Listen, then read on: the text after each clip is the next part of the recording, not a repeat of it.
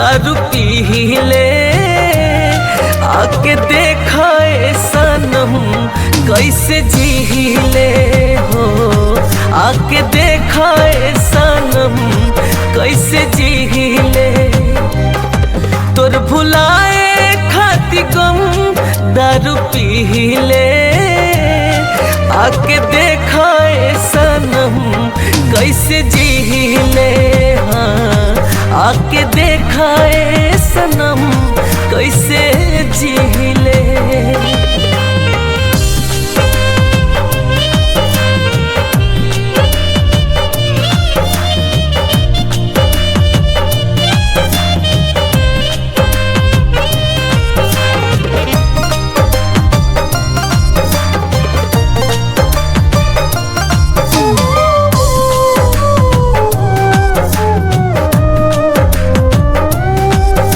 गरीब के नसीब में वो प्यार ना रहे, तो हर प्यार यार किस्मत में हमार ना रहे।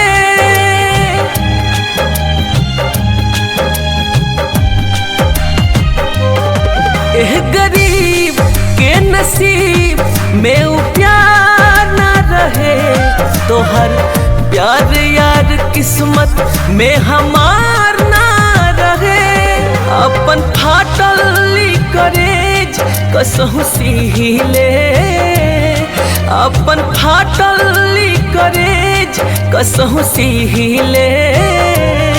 आके देखो ए सनम कैसे जीले हो, आके देखो ए सनम कैसे जीले।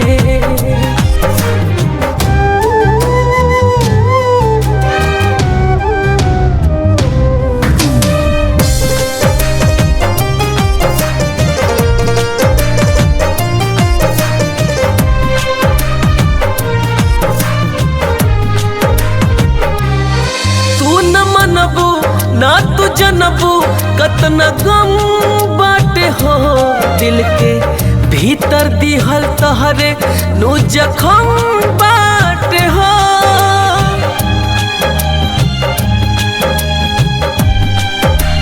हाँ तू न मनबू ना तू जनबू कतना गम बाटे हो, दिल के भीतर दिहल तहरे नु जखम बाटे हो।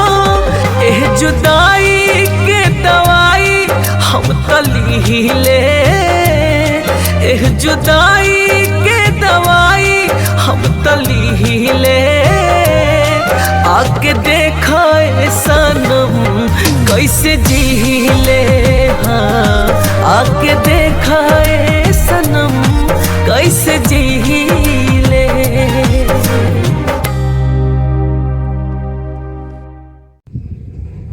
हेलो दोस्त, नमस्कार। हम विक्की बोलूँगा और ये हमारा अपन चैनल है विक्की बोलूँगा, जब पर वीडियो अपलोड होता और वालों की वीडियो के देखी और अच्छा लगी तो लाइक कमेंट और सब्सक्राइब जरूर करी। रुआ लोग एक एक सब्सक्राइब बा उहे हमारी हिम्मत बा, और लोग सब्सक्राइब करी और इस चैनल के सपोर्ट करी और इस चैनल के आंग में बढ़ाई। नमस्कार।